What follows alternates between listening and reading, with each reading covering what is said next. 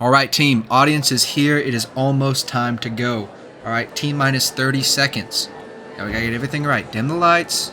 All right, good. Get the orchestra in there. All right, get everything together. Now, the audience is expecting a good show. Okay, we gotta give it to them. All right, on my cue, we start it. Ready? 3, 2, 1. This is the story of two brothers. These brothers are called the Theme Brothers, all right? You'll see why. Now, the brother on the left, his name is Science Fiction. That's a theme, by the way. So Science Fiction is definitely the taller one of the two. He's more flashy. When people see him, they want to go talk to him rather than Romance. Now, speaking of Romance, Romance is the other brother, the red one. He's holding a beautiful flower. That's how you can tell he is very romantic. Now, Romance is the older one of the two, being around for a lot longer than Science Fiction.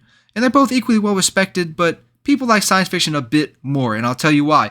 They live in the Dream Curator. Now, this is their house, all right? They live under this house. Now, the Dream Curator is actually a story written by Alex Irvine. It's a short story. I'll get into what it is later, but these are the themes of that story. Now, critics have listed this as a science fiction novel, okay? They like the brother on the left a lot more, and I would too. I mean, look at him. He's handsome. Look at that top hat. That goes crazy, but I think once you look deeper, once you get into the inside of the walls of this house, once you delve deep into the attic, you can find that Romance was the one that laid down these nails, okay? They may have looked at the paintings on the wall that Science Fiction painted, but they didn't look at the nails that Romance laid down.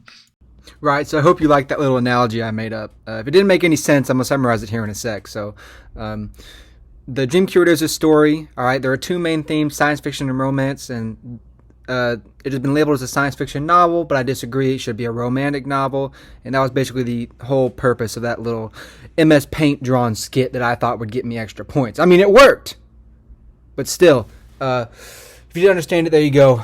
Now you may be asking yourself, Dean, this is such a good example. I understand everything, but one thing. What is science fiction? Well, let me tell you, free of charge, one-on-one. A little sesh between you and me, you feel? Because I feel, and I feel great. Science fiction is a theme, just like romance. Science fiction is denoted by certain things that are in the story. For example, time travel, space, futuristic technology are all examples of science fiction. So, when you think of things like Doctor Who, Star Wars, Star Trek, even the Avengers, most Marvel movies are science fiction. I mean, science fiction is extremely prominent in today's media world. There's more books, more movies. I mean, Star Wars is, I think, the biggest story ever or something. Media attention, most followers, players, money, and it's science fiction. So that shows you how good it is. And that's probably why the Dream Curator was created. Now, like I said before, the Dream Curator was written for science fiction to be at its core. It was the science fiction themes and elements were used to build up the story, build up the universe that the Dream Curator is set in. The Dream Curator is actually a person.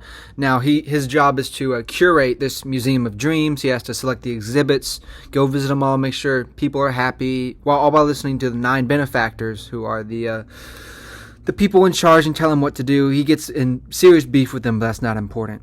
What is important is that he really is a cool guy. By cool, I mean quite an awful human being. He hates himself and his life until he falls in love with this woman. Now, this is not a real woman. We're never told. He sees her in the dreams. Now, he's collecting these dream fragments, and in the dreams he sees this girl. And he knows well this girl might just be a figment of someone's imagination, a personification of their inner consciousness, something like that. But he falls in love with her anyways. He starts losing his job. He starts sucking at life, all because of this girl who may not even exist.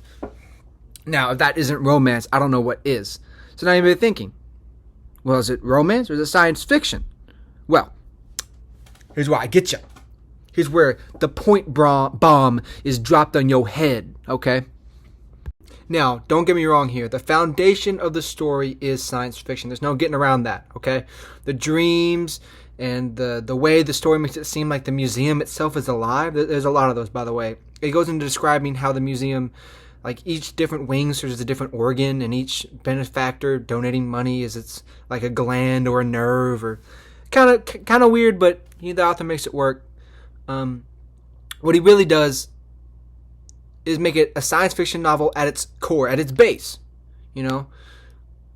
But around that, he shapes romance into what it needs to be. Now, what I mean by saying that is that romance is what drives the story forward. It's what makes the Dream Curator interesting. No one wants to read a boring story about how a museum works, like basically how it's made as a science fiction novel, which is a good idea. If you steal it, credit me. But I imagine it'd be a little boring, so you got to add something in there.